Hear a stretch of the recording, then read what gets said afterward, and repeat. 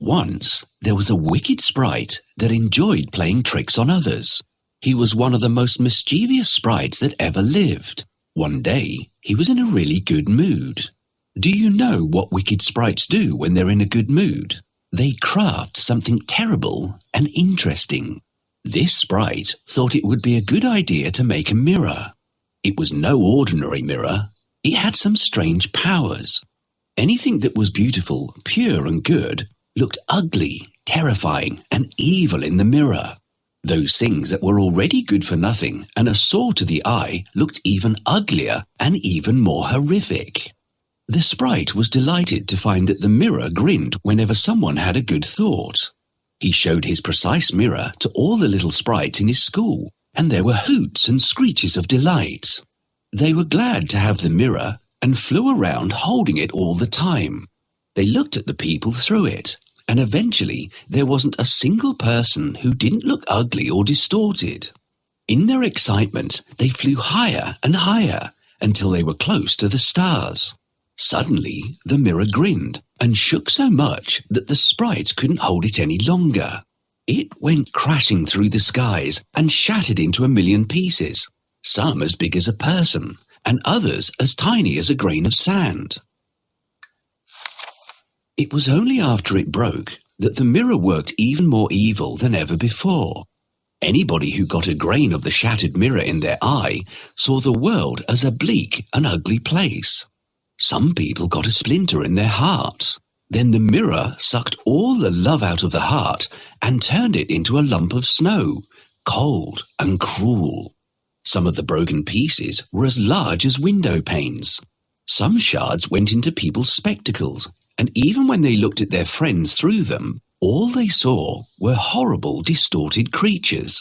The shattered glass dust floated around in the air. The evil sprite was delighted because the mirror was working better than he'd ever hoped it would. This mirror is my greatest invention ever. The greatest indeed. Let's check how it works. Everything should look disgusting in this mirror. Ha ha ha!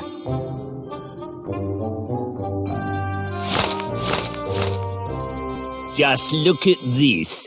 It's so ugly. Ha ha ha! Ha ha ha! Look, it's so skewed. Our teacher's a genius.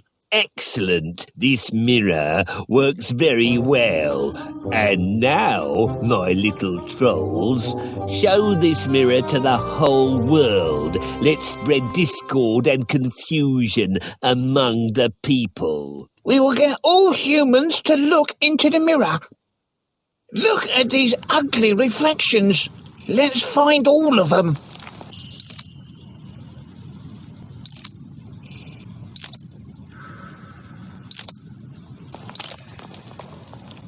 Oops! Shards of the mirror scattered around the world. That's good. Shards of the broken mirror will bring even more evil to the world. Ha ha ha! In a large town, there lived a boy and a girl, Kay and Gerda. They lived next door to each other, but anybody who saw them playing together would have thought they were brother and sister. The town was so crammed with houses that the people had no place for gardens. They were content with a couple of flower pots. But the children had something just about as good as a garden. At the place where the roofs of the two houses met, they had large wooden boxes with vegetables and lovely rose bushes. Sometimes they took their stools and sat among the bushes and pretended that they were in their own big garden. But when the winter came, the children could no longer sit outside.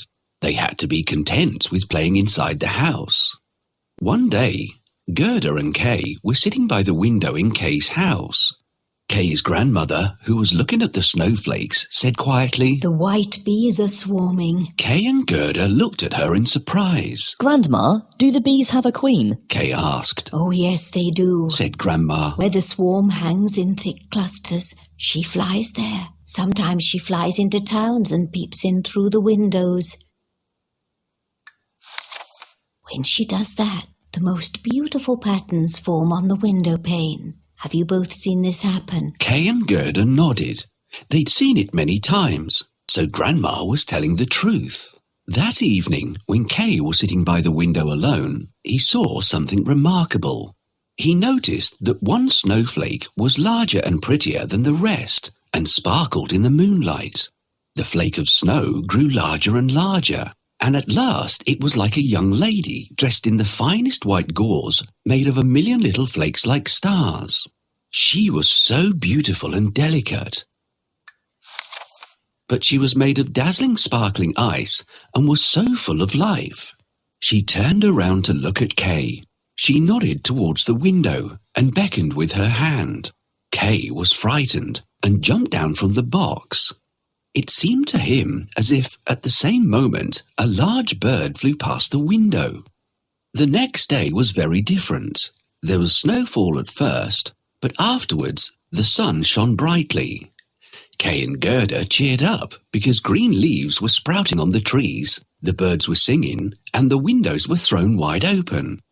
That summer was very special because the roses that bloomed were prettier than ever before. Gerda learned a hymn that mentioned roses. She sang it to Kay, and he liked it very much. They immediately sang it together. The rose in the valley is blooming so sweet, and angels descend there the children to greet. They felt so good after singing it that they went around kissing the roses. They enjoyed that summer thoroughly, and their memories were full of fresh rose bushes, warm sunshine, and laughter. Kay, we haven't taken care of the flowers for quite some time now. Yes, we have to clean it up. Can you help us with the cleaning? First, let's pull out all these weeds. Good job! Now the flowers can grow without any hindrance. What's next? I think we have to cut down all the dry branches and leaves. We need hedge clippers for this job. If the branches grow longer than they are now, they will look untidy. We should trim them down.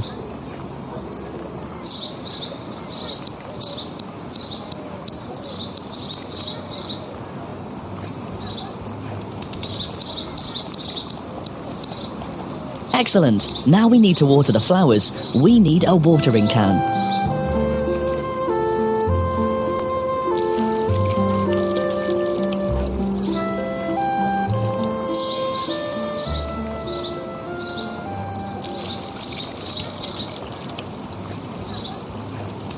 What is this book you have in your hands, Gerda? This is an encyclopedia of animals. We need to place each animal close to its own silhouette on the map. Help us. Of course, the reindeer live only in the northern hemisphere. The reindeer help Santa Claus deliver presents at Christmas time. That's right. This is a giraffe. It lives in Africa. The giraffe also has a long neck and eats leaves from the tall trees.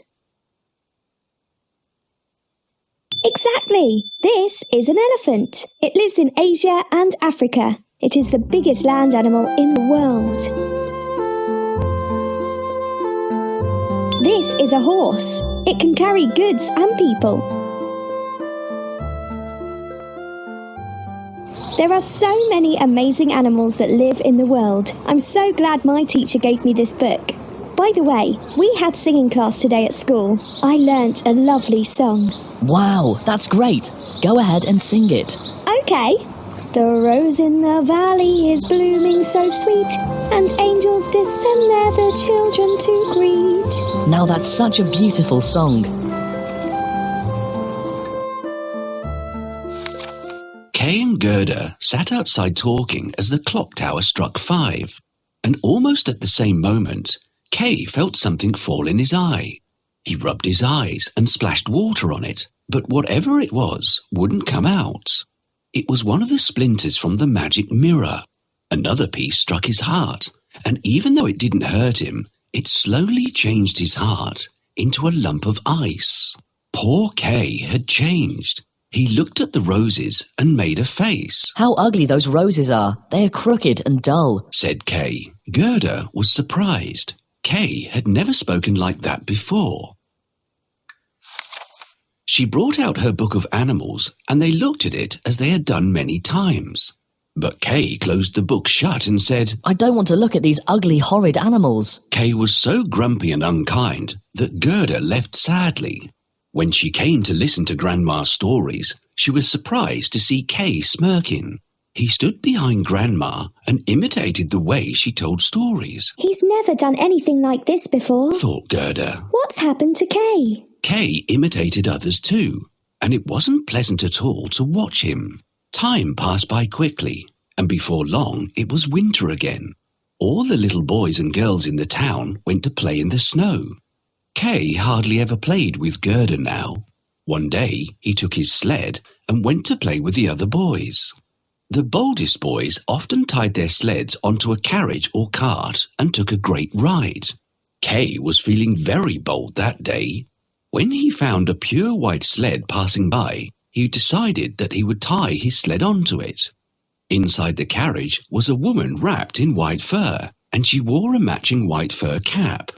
The sled rushed through the snowy slopes, and Kay found it very enjoyable at first, but when it picked up speed and crossed the town, Kay was very frightened. Finally, the sled stopped. The lady stepped out and called over to Kay. Come here and sit with me. You look... Finally, the sled stopped. The lady stepped out and called over to Kay. Come here and sit with me. You look cold. I'll wrap you in my bearskin. She wrapped Kay and kissed him on the forehead. The kiss was colder than ice, and it went all the way to his frozen heart. As the sled took off again, the Snow Queen kissed him once more. Kay forgot his grandma, parents, and Gerda. He cuddled up near the Snow Queen's feet and slept. I'll show you the games we like to play. Sledding is my favourite game. Help me.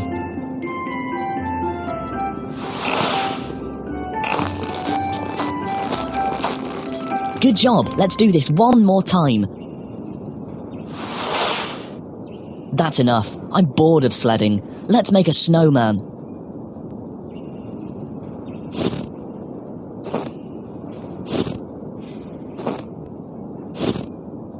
Our snowman looks nice, but we need to dress him up a little. No, this is for decorating Christmas trees. Are you kidding me? These clothes would be right for a scarecrow, not a snowman. Yes, this is exactly what I want. Wow, I can see a beautiful sled down there. I'd like to sled on it. We have to tie my sled to it. I do this often with my friends. Can you help me get there?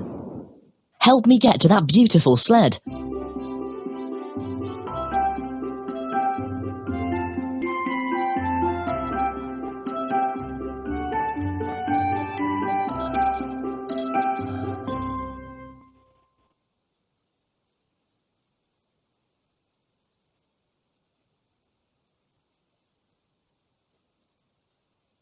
Good job. Thanks a lot for your help.